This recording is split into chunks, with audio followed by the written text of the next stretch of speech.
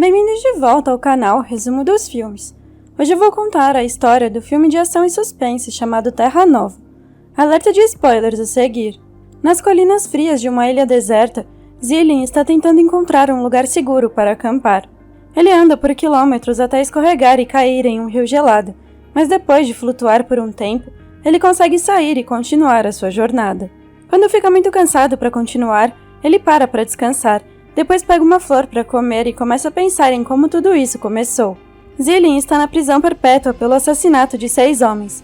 Uma tarde ele é levado para ver o diretor da prisão, que lhe pergunta qual é o seu maior sonho. Ele não é a única pessoa a passar por isso. Vários de seus companheiros de prisão também estão sendo chamados ao gabinete do governador e lhe fazem a mesma pergunta. Moriarty diz que quer ver o mar. Yakut quer testemunhar a guerra contra a China. Obesianka não quer falar. Obesian quer trabalhar nesta prisão e ser o diretor.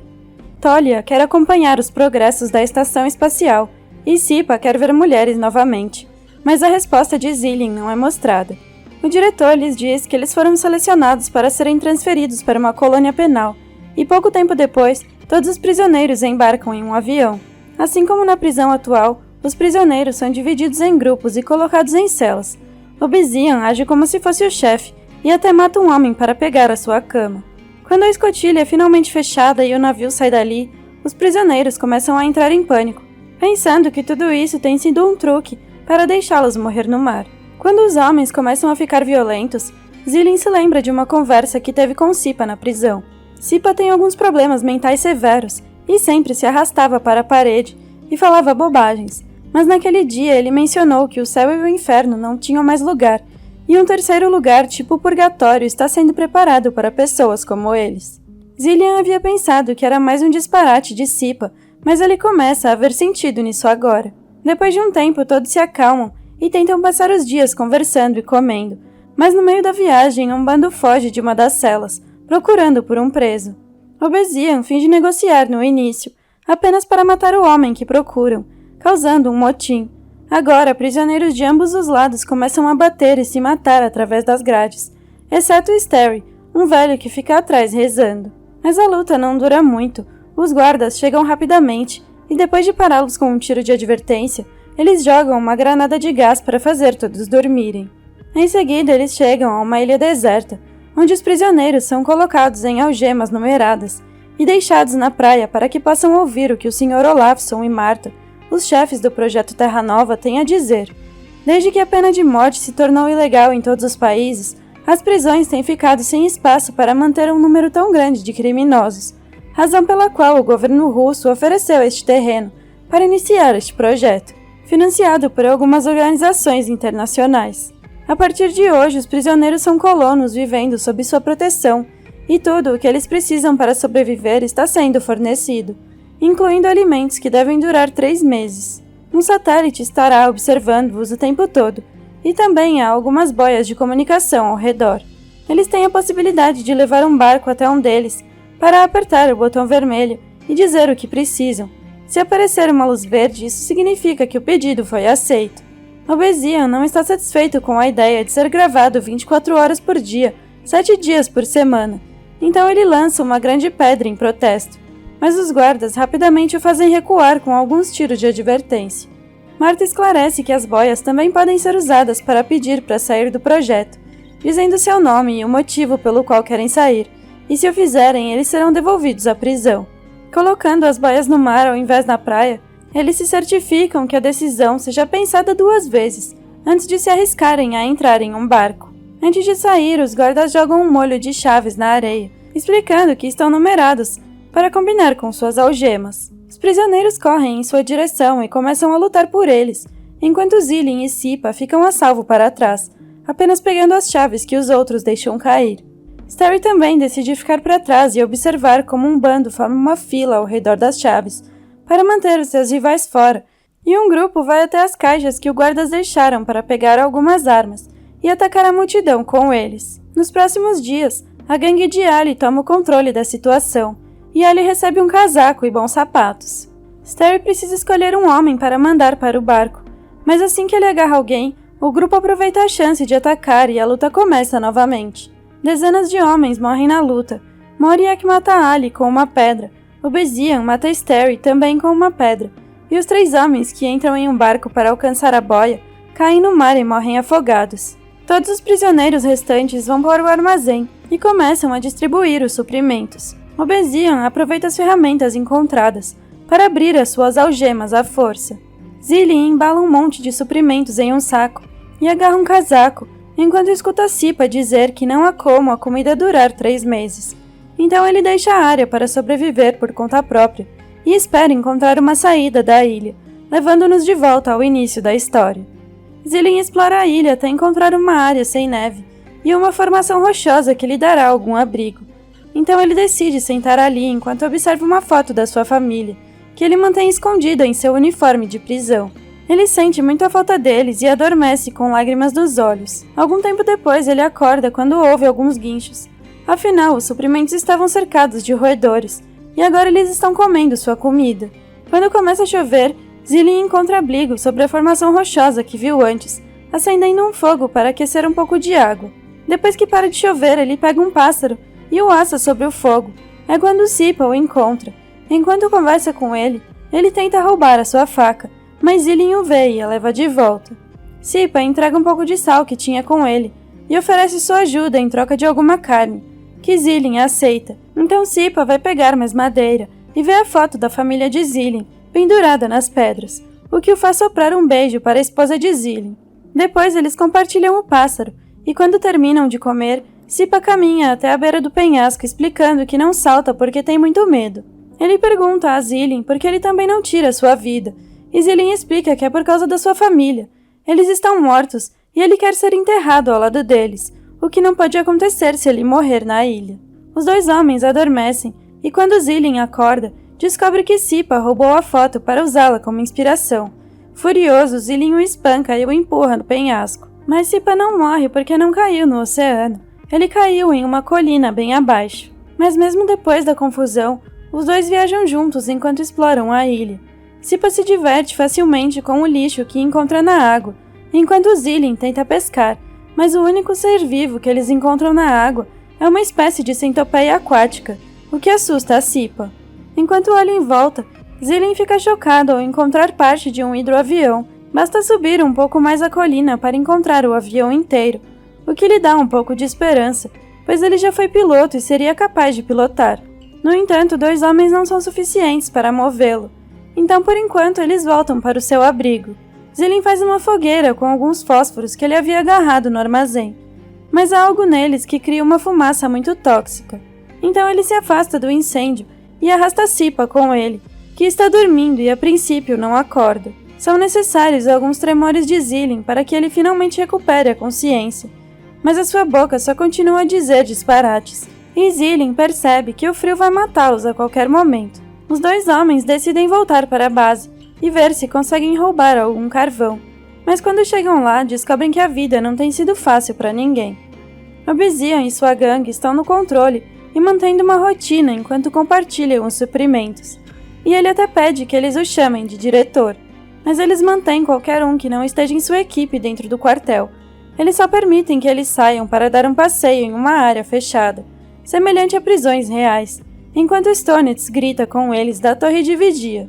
Quando são mandados de volta, eles precisam fugir, porque quem for o último a ser morto será usado como alimento mais tarde. Zilin e Sipa conseguem chegar à caixa de carvão e encontrar os restos de um incêndio. Depois de caminharem por tanto tempo, eles estão quase congelando, por isso não conseguem evitar se deitarem ao lado do fogo e adormecerem. Mas Sipa acorda rapidamente quando ouve alguns ruídos. A gangue está chegando com o seu último prisioneiro que será assado. Ele corre para se esconder atrás de uma pedra, mas Zilin ainda está lá fora, então ele volta para resgatá-lo, mas ele não é suficientemente rápido e os homens de Obezian os encontram e os capturam. Os 2 são levados de volta à base, onde Obezian tenta decidir qual será o seu castigo por terem fugido com os suprimentos. Yakut tenta lembrá-los de que ambos estavam ao seu lado durante a luta do navio, fazendo com que Stonets o insulte por tentar se intrometer. Yakut responde batendo nele, e isto faz com que toda a gangue se una para bater nele em troca, o que faz Yakut receber um lugar no quartel com Zilin e Sipa. Depois eles andam por aí por um tempo, e quando Stonitz anuncia que é hora de voltar, Zillion fica para trás, mas Cipa volta e o arrasta para dentro com ele. Eles só podem ver como o último homem de pé é capturado e amarrado a um poste, implorando por um pouco de água como seu último desejo. Então Cipa tem pena dele e traz um copo para os seus lábios, antes que ele seja morto. Mais tarde, antes de dormir, o grupo discute a possibilidade de uma rebelião. Eles estão inseguros porque pode ser perigoso, mas Shran os convence de que vale a pena tentar. Na manhã seguinte, Tolia mostra a Obsidian Cat que ele instalou uma armadilha secreta em sua oficina para apanhar quaisquer ladrões em potencial. Depois que o grupo fez sua caminhada diária, Stonitz tenta levá-los de volta para dentro para fazer o jogo habitual, mas apenas 2 homens correm. Os outros se afastam e se juntam, enquanto Yakult joga uma pedra em Stonitz para fazê-lo se calar. Zillion caminha até Obsidian e lhe oferece um acordo. Se ele os deixar ir até a boia e pedir comida, ele lhe dirá a localização do avião que encontrou. Obsidian aceita e abre o portão para deixá-lo sair. Enquanto Tolia e Zillion vão com 2 outros homens no barco, Obsidian pergunta a seus homens se eles sabem algo sobre Zillion, e é assim que eles descobrem que ele já foi piloto, que sua família morreu em um acidente de avião e que ele foi preso por matar funcionários do aeroporto com um rifle.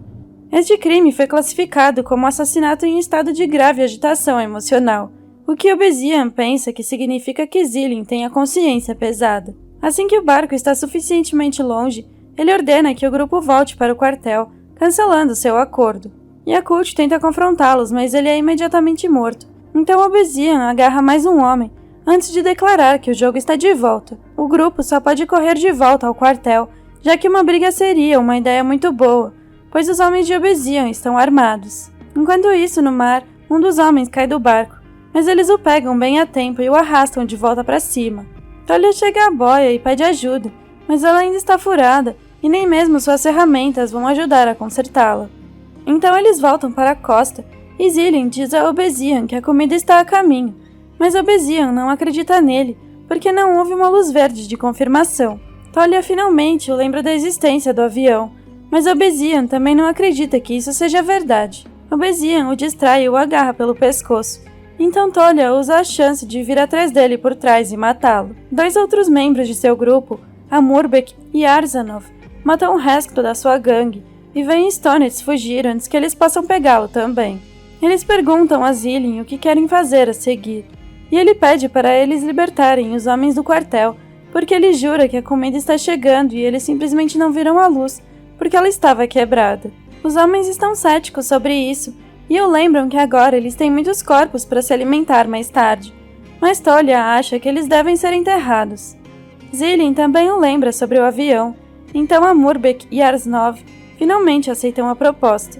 Eles libertam os prisioneiros e lhes dizem que estarão esperando alguns dias para que a comida chegue, mas eles não os usarão mais como alimento, então todos precisam ficar calmos e cooperarem. Eles também enviarão um grupo para resgatar o avião, que colocarão em um hangar que construirão e repararão lentamente para escapar mais tarde. De repente, Cipa interrompe seus planos, alegando que não há satélite enquanto escreve uma mensagem SOS usando areia e 3 copos. Algum tempo depois, Stonitz volta à base, e devido às novas regras que dizem que precisam manter a paz, eles decidem ignorar o que ele fez com eles por enquanto e compartilhar a sua comida com ele de qualquer maneira. Zillion guia um grupo de homens em direção ao avião, e seu amor aumenta muito quando ele vê que é tudo verdade. Juntos, eles o desmontam para facilitar o transporte e levam as peças de volta para a base. Mais tarde, Marta chega à ilha com um bando de guardas. Eles usam gás para manter os homens afastados, mas permitem que Zillion venha conversar com ela e discutir a lista de coisas que eles pediram. Ela está confusa sobre o porquê deles quererem gás, e ele explica que é para os geradores, que supostamente são movidos pelo vento, mas não funcionam durante a noite polar. Mas na verdade eles querem o gás para o avião. Zillion aproveita a oportunidade para perguntar por que eles não responderam à imagem SOS de Cipa, e Marta explica que o satélite deles é tipo infravermelho. Ele também quer saber o que as pessoas estavam fazendo tão longe da base alguns dias atrás, e lhe diz que eles estavam pescando. Elas não acreditam nele porque não há peixes na área, então ele mente novamente e diz que tem comido aquelas criaturas parecidas com centopeias, o que ela acha muito chocante. Eles também querem saber quantos dos 206 colonos originais restaram, o que Zilin acha suspeito, porque eles deveriam ser capazes de dizer com o seu satélite. Ele lhes diz que restam 87, e muitos estão doentes, mas ninguém quer abandonar o projeto e voltar para a cadeia. Antes de Zilin sair, Martha lhe diz que tem direito a um pedido pessoal, então ele lhe dá algumas folhas de papel pedindo que forneça bem ao grupo. Uma vez que os guardas tenham deixado os novos suprimentos, Zilin e seus homens tentam o gás do avião escondido no hangar e confirmam alegremente que ele funciona. Depois disso, eles observam a chegada de um novo grupo de prisioneiros americanos, quando os guardas e Martha deixam a ilha.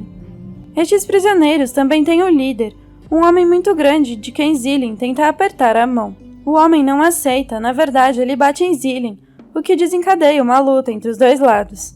O encontro é brutal e ninguém hesita em ir para a matança, então Sipa arrasta Zilin com ele para escondê-lo na oficina. Um dos americanos tenta segui-los, mas ele cai na armadilha de Tolia e morre instantaneamente. Arzanov vai contra o líder americano e é dominado, mas antes que ele possa ser morto, Amurbek corta e mata o grande homem, enquanto os edifícios ao seu redor pegam fogo. Tudo está sendo vigiado pelos chefes do projeto. Quando eles percebem que a situação está fora de controle e que mais de 40% da colônia foi morta, Martha liga para o escritório central e é instruída a prosseguir. Eles enviam um grupo de guardas para a ilha, que atiram em todos os prisioneiros enquanto Martha queima as cartas de Zilin. Por sorte, alguns homens ainda estão vivos graças a terem se escondido nas montanhas. Zilin, Sipa, Arzanov e Tolia. Juntos, eles empurram o avião para fora, mas quando estão prestes a embarcá-lo, Sipa lhe diz adeus e corre para as colinas para que possa saltar para o oceano sem medo. O trio restante entra no avião e Zilin consegue fazê-lo decolar em segurança, embora os guardas atirem neles no caminho. Seus dois companheiros morrem, mas Zilin não é atingido pelas balas, então ele voa para longe em liberdade. Obrigada por assistir. Não se esqueça de se inscrever e deixar o seu like.